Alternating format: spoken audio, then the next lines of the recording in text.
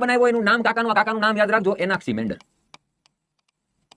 હવે સાહેબ રમેશભાઈ, સુરેશભાઈ, મહેશભાઈ, દિનેશભાઈ, અજયભાઈ હોય ખબર પડે હા ભારતના છે, પણ આ નામ જોઈને લાગે ભારતીય હોય એવું હે નથી. વિશ્વનો સૌથી પહેલો નકશો બનાવનાર વ્યક્તિ જેનું નામ છે એનાક્સીમેન્ડર. આ એનાક્સીમેન્ડર ક્યાંનો હતો? નામ યાદ રાખજો, દેશનું મોટા તુર્કી. ક્યાંનો હતો? તુર્કી. ડન છે. તુર્કીનો હતો, આ છે તુર્કીનો હતો. તુર્કીની રાજધાની ભેગે ભેગી યાદ રાખી લેજો, અંકારા.